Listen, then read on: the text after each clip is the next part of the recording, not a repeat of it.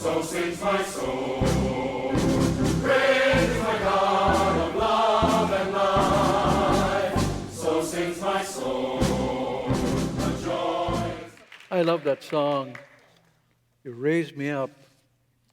You know, that's why you come to church. Not that you can't be raised up elsewhere, but it's one of the reasons we do this communally. Good morning, everyone.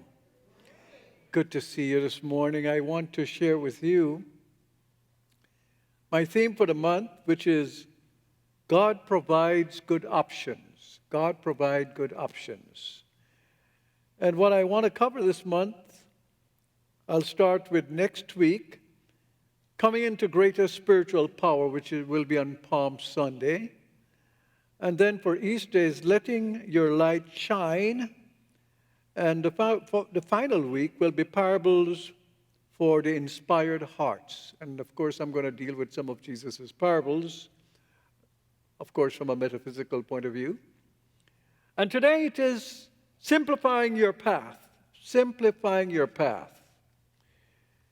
You know, as we think about life, we can think about those times, perhaps in high school. I don't know if when you were in high school you used to paint. How many of you used to paint pictures in high school?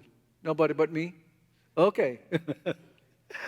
And how many of you, when you rearrange a room and reset everything, you kind of step back. You kind of step back from it and you kind of view it. Do you do that? And why do you do that? Why do you do that? You do that, or if you're like Cecile, when she does that inside too, but she reflects every season in the front yard of her home. And so when it's spring, you see all kinds of things that tells you, besides the fact that the flowers are blooming crazily. The roses are just all over the place. But she fixes it, and then when there's summer, there's autumn, there's winter, she reflects all that. And one of the things she does is she steps back from it and she looks at it. And your life is the greatest work of art you are ever going to be engaged in, your life. And it needs that ability to step back and look at it. You know, we have a tendency to see our lives primarily in terms of our aims and our objectives and in terms of our goals. We got to get there. And yes, that part is true. And we also say, gee, you know, in Genesis it says, be fruitful and multiply. And if you're inspired by those words, you feel like, I got to get going. But many of us do not seem to realize that this getting going is more than just going forward into and engaging what it is that you're doing. It needs sometimes for you to step back. And it's interesting to me that God, who needs no rest, is rendered in Genesis creation story as on the seventh day God did what? Rested. Stepped back from creation.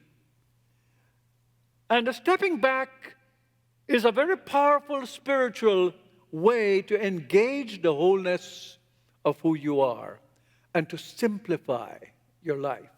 Because when you're in the trenches, you don't even fully appreciate those with whom you have the closest and most intimate relationships.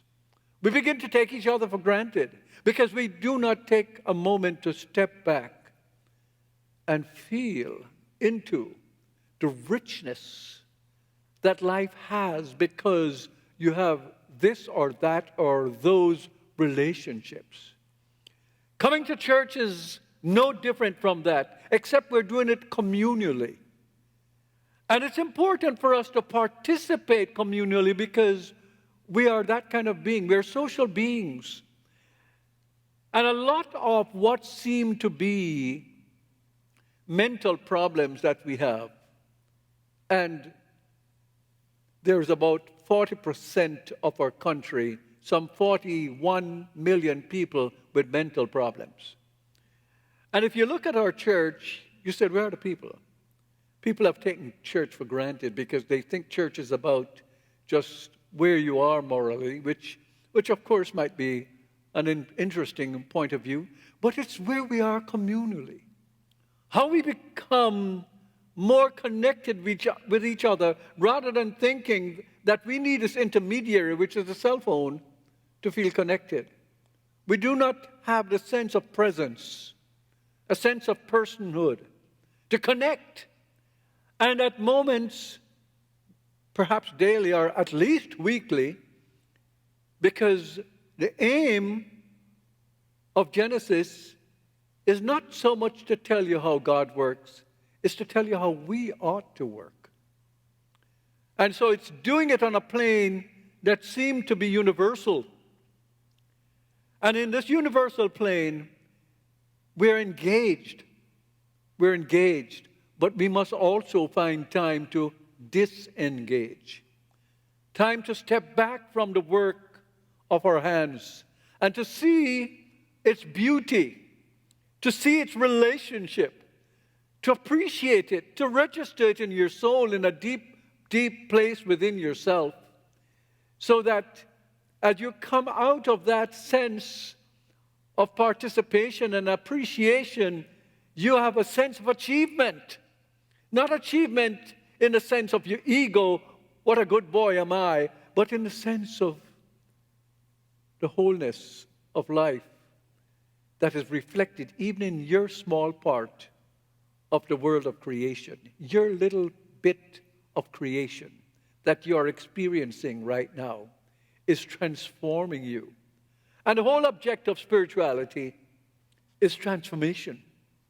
It's transformation. When Jesus talked about you must be born again, yes, we tend to do this as if if it's all about the rituals. But a ritual is just the outward sign of an inward grace. And if it doesn't happen on the inside, it doesn't happen at all. It's where it needs to happen. The sense of presence, the sense of knowing who you are and knowing who others are that are participating in this life.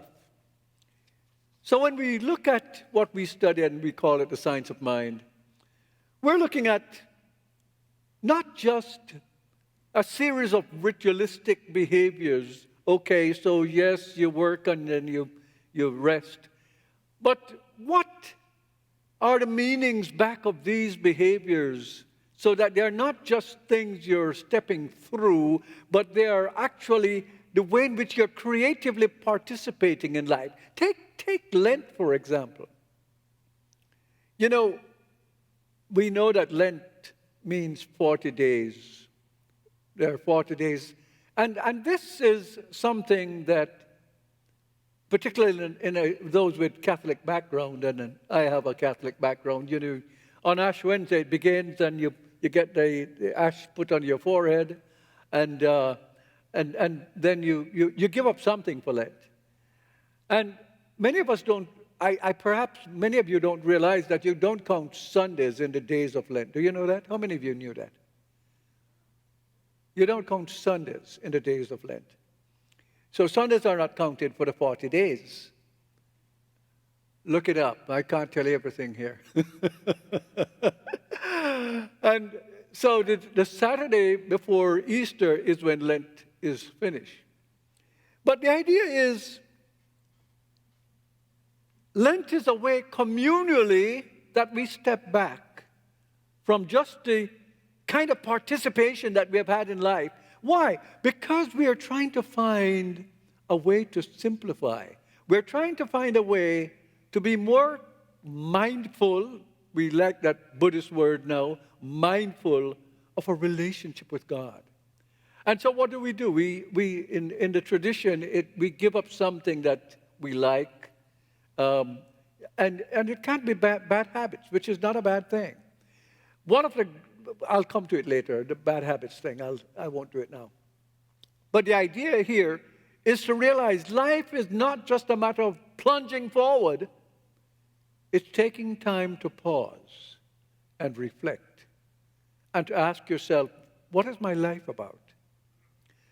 And when you begin to ask those questions, what will open up to you is how you're using your time, how you're moving through this life. In this life, 95% of the world population has some form of physical illness. 95%. So when the World Health Organization says that health is a sense of well-being, a sense of connection, social well-being, mental well-being, physical well-being, it is not merely the absence of disease. The worst thing for you to do is to begin to get overly concerned with the fact that as you go on, some things happen to you at this stage in your life, and gee, I am affirming perfection, but I'm not perfect. We must understand in a world of change, constant change, there's no constant point to be in your life. It's constantly changing. And what you ought to be recognizing is how the miracle of life continues to work in you so that you can still do pretty much all the things you wish to do. Maybe you're a little slower. Maybe some parts don't work as good, but it doesn't mean they're not working.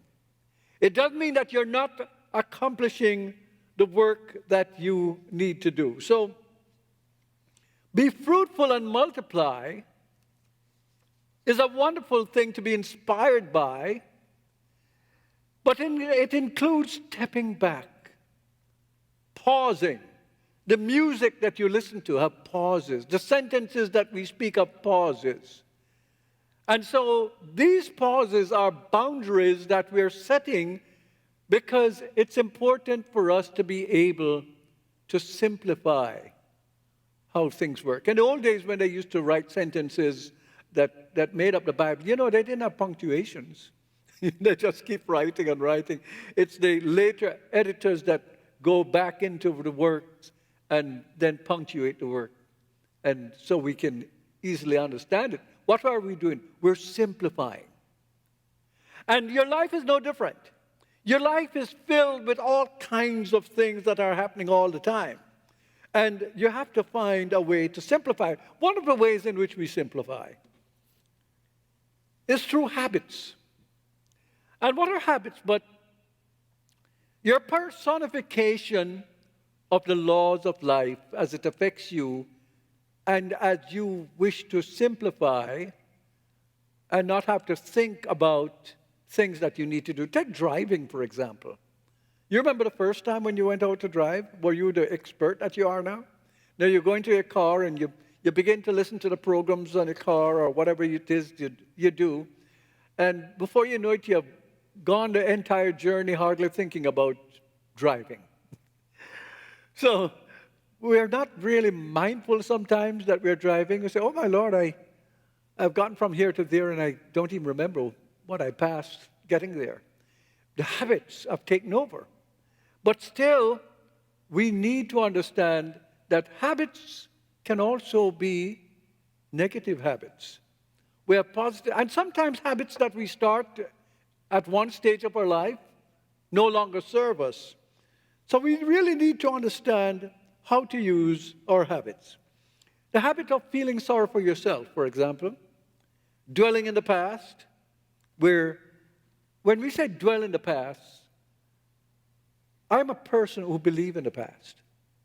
When people say, oh, the past is history, that is such a big piece of nonsense. 99.999 of your life is your past. The present moment is so fast that it cannot be registered at all. What is the present moment? By the time you hear my voice and you're reflecting on it, it's no longer the present that you're reflecting on, it's the past. It has passed. The idea of the present moment is to realize and respect that you don't have to be worrisome about the past. So what do you use the past for? The past is your reference point for you to rethink how you've been doing things and to revise it in the present moment. The present moment is both for two great things. For you to appreciate your life. For you to feel the happiness of the moment. And also for you to go forward, it should be aimed at going to where the future is open. The future is open. The future is not set, nothing for God. People say, well, God has a purpose for you. If God has a purpose for you, then everything is set. Everything is set. There's nothing new that you can do. And in some ways, God is responsible for it all. If God knew what Hitler was going to do before Hitler did it, then why do we blame Hitler, not blame God? God has given us freedom. Freedom means the future is open. And God is just as excited to see what we do with our freedom as we should be ourselves. And so God gives us the potential, the marvelous potential. So we must simplify. When we find that we're dealing with the past in a negative way, we must recognize we're giving away our power. We're not keeping our power centered in the present creative moment. We're saying, well, I failed then, so I'm going to fail now. No, you're not going to fail now. You might have failed then. The question is, okay, what did I learn from that? And then you parlay that insight and that learning, not in a blameful way, not in a finger-pointing way, but in a way that is constructive. What can I do with this? And you begin to rethink it. When you simplify, you clear away the mental clutter in your mind. You make space for healthier thinking, more positive thinking. That's what you do.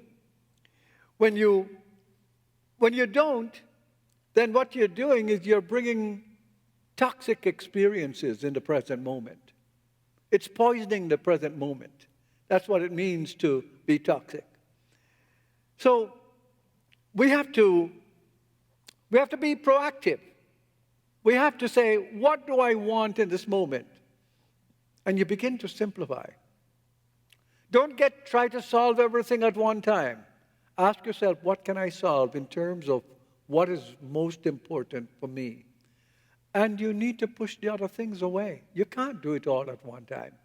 Yes, we may live in this field of infinite possibilities, but you have to select and make a choice. And when you select and make a choice, infinite possibility collapses into the choice you have made.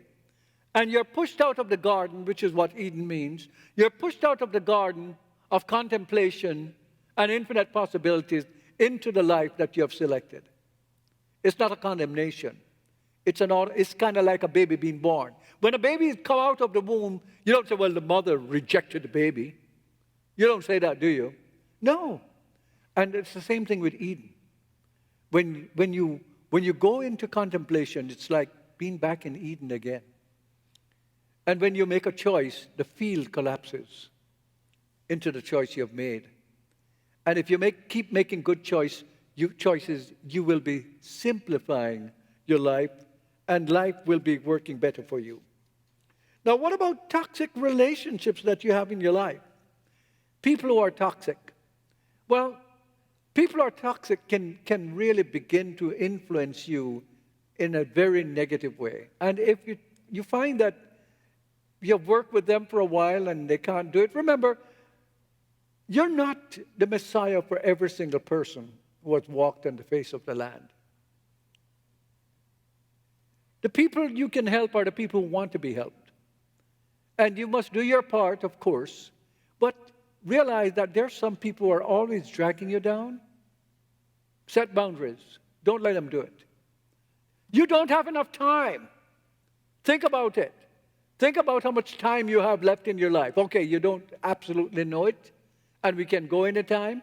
But doesn't that make you have a sense of urgency that if there is something important about your life, you need to get rid of the things and sometimes the people who are doing things that are contrary to who you are. People who take up a lot of time with the same complaint all the time. They're complaining about everything and pointing at everything. Oh, the world is falling apart. Yes, the world is always falling apart and coming back together. It's always doing it. And that's why Abraham That's why Moses said, not Abraham said, but Moses said, to the Israelites, I put before you this day good and evil, life and death, right and wrong. Choose life that you and your descendants may live. In other words, we live in a field of pairs of opposites. There are always going to be some bad things going on. But we don't have to be washed over by all of this. We don't have to feel overwhelmed by it. We don't have to drown in it. The beauty about life is that you can rise up above it. As Isaiah said, like wings of an eagle. These are poetry and metaphor for the heart, for the soul, for you to understand. You can simplify your life and move it forward. You do not have to deal with the toxic situation all the time.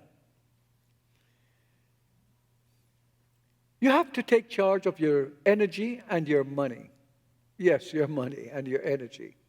You know, it's funny, people get more stressed out about money than most other things. And one of the reasons we get stressed out about money is most of us never try to create order, make a budget, take a look at how we're spending our money, and see where money is being spent perhaps where you didn't have to be spending money. You have to understand God is not the author of confusion, but of peace, of order. And so if you're going to reflect God, you need to reflect God as order in your life. Simplify it. Look at where you're spending your money and look at where you're spending your energy, your time.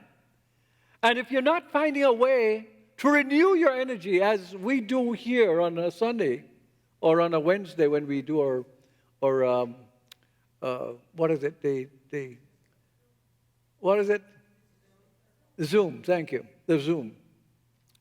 Then maybe you have a different way. But if you're just not doing anything, you will find that all that energy is being sifted off, and you never have a way of putting it back together.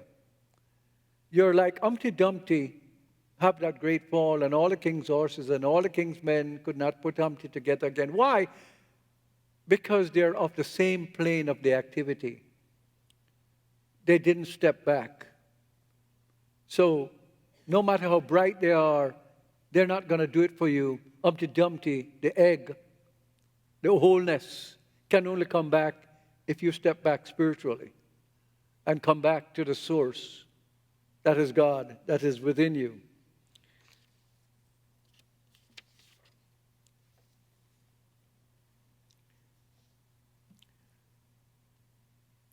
In Philippians, we read that we're not to be anxious about anything, but in everything, through prayer and supplication and thanksgiving, let our requests be known to God. I like those three things. The idea is, understand that your prayer is not just your communion with God. Your prayer is what you're saying all the time about yourself and your world. You're breathing, literally breathing your world into being. Why do I say that? Because your world is what you experience subjectively. It's not necessarily what is out there objectively. It is what you feel subjectively. And if you are just a bundle of fear, if you're just a bundle of negativity, it is your life, but you are creating it. And you can stop it. You can simplify and realize that God is the source of good. And good is what my life is reflecting. Which doesn't mean you can't see what is going on out there. Yes, you can see it, but you don't take it on.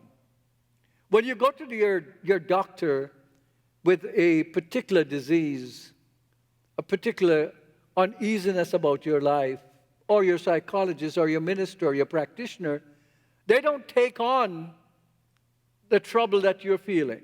They can't help you at the same place. Einstein said you can't solve a problem with the same consciousness that created the problem. They need to be in a different consciousness so you can move up to where they are, not necessarily have them come down in the mud and the mire of your negativity. So that's how we help each other.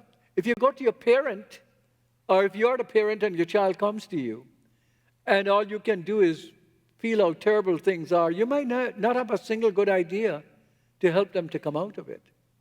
You have to keep your mind. In the Bible, it would say, stayed on thee, centered in the best part of the soul, in the best part of yourself. That part that is not touched by the comings and goings of life. That part that doesn't change. That part that is eternally in sync with God. In sync with the sense of peace and love and goodness. My final point is time. Treat time as your most precious gift. If you're going to simplify your life and you have no respect for your time, that you can just be, whatever people do, drinking, video game, just pleasure thing. Pleasure has its own place in life. We should have pleasure. But your life can't be about pleasure unless you're in the pleasure field. Maybe you're an actor, but even then, it's not about pleasure, then it's work. It's work. But the idea is for you to know how much to play and how much to work.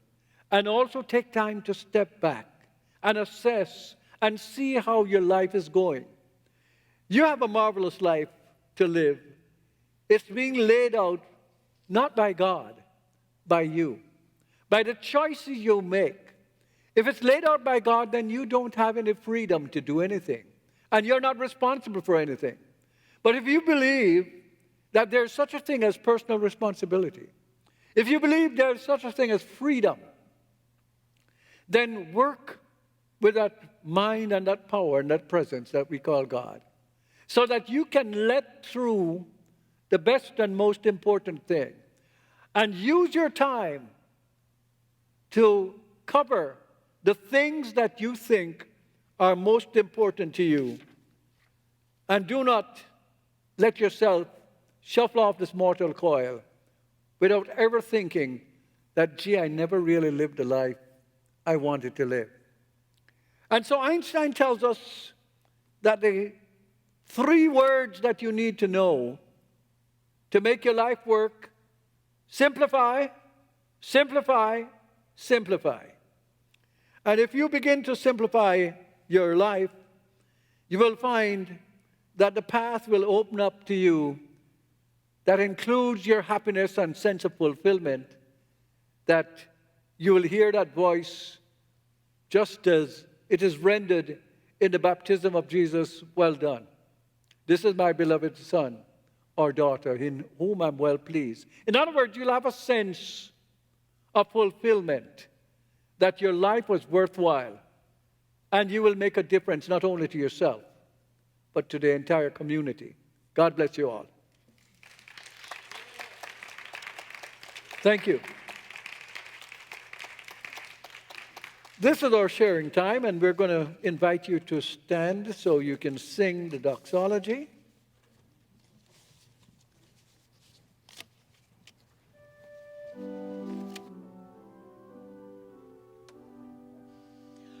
Praise God that good is everywhere.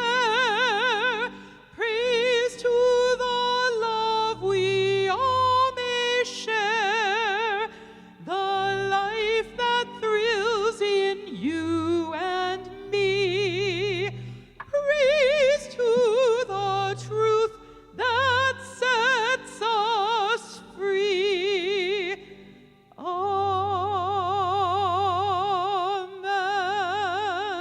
Father, Mother God, how wonderful it is to feel that life moves into that place of simplicity, where we can recognize that there is one life, it's God's life, manifesting in and through this entire universe in this wonderful relationship, because we recognize that everything in the universe is related to everything else.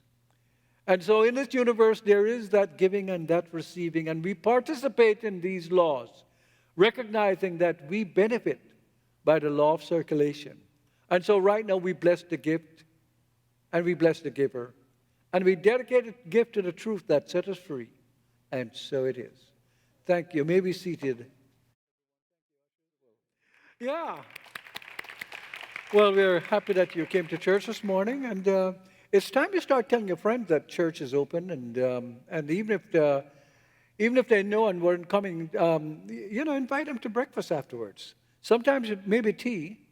I don't know, maybe coffee. You may need a little bit more energy, based on what David Marr says. Maybe the coffee might be. Tell them you'll buy them some Starbucks after church, and get them to come out once, and hopefully they'll realize that there's something quite wonderful here for them to participate in. But we're glad you're here. And downstairs, we're going to be celebrating January through April birthday, because we had so many days when we weren't in session because of the virus that we never really got to do anything for the January and February. And the March people, except for me, you celebrated my March birthday, which thank you. And the interesting thing is that 3 years ago, the last service we had here at Founders was my birthday service when COVID decided to take over the world. And so I was happy to see that this year we could celebrate a birthday without COVID taking over. We're getting better. We're not quite there yet, but that's all right. Remember, life is not an event. Life is a process. And so what happened is that people think everything should be an event. It starts and it stops. No. It starts and it goes on. And we find ways to cope with it and to work with it and to make it as good as it possibly can be. And that's where the perfection is. The perfection is not a steady state thing like Plato talks about. Plato had a good idea, but it doesn't really apply to the world we live in totally. It has its place. Nor did Aristotle say the right thing, that God is the unmoved mover, where God doesn't feel anything. We're rethinking God, and God does feel. God feels you, and God responds to you. So, with that, we're going to do our prayer work now. So let us turn within. And let us feel right now and right here the very presence of Spirit. That Spirit which is the Spirit of the universe, not the Spirit of a particular church or religion, although it may manifest as a particular church or religion. But we're looking at a Spirit that is the Spirit of this entire universe. And somehow that Spirit is so compassionate that it holds each one of us, not only in its heart, but in its memory and in its attention, so that it can be responsive to us. It knows when we're sad. It knows when we need options for healing. It rejoices with us when we're glad and happy. And it's always putting forward to us options that we can choose, options that are better. And so we stand in the acknowledgement that as we make these choices and they become embodied as the law of our lives, we begin to operate at a higher level of fulfillment and accomplishment. And so this day, in this moment, we speak the word for a transformation in our consciousness, so that we can feel the love and connection with all people, all creatures, all beings, with this entire vast universe in which we live. And we can feel the compassion for each person, not only those around us, but those who are around the globe where there's war, where there's the ignorance of people with power, decimating the sacred lives of people and their accomplishments.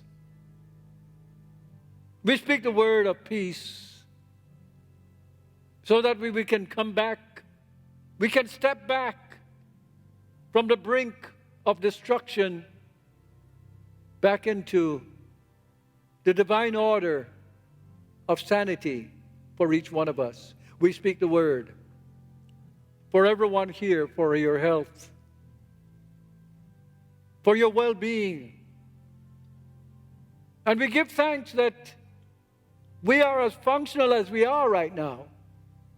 And we look forward to being even more functional than we are. Yes, to be vital and vigorous and energetic for the work at hand. We speak the word for simplicity. To come to that place where we are making right and proper decisions to simplify our lives and to bring it in harmony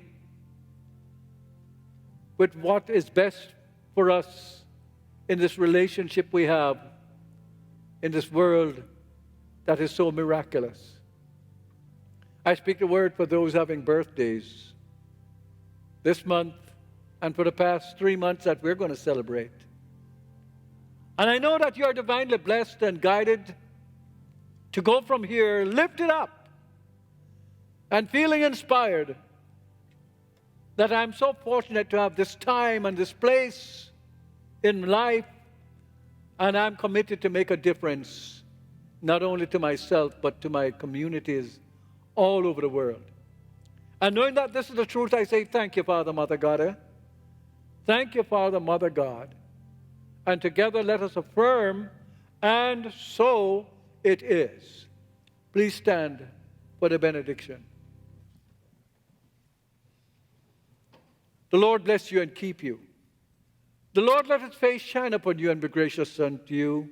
The Lord lift up his countenance upon you and give you peace.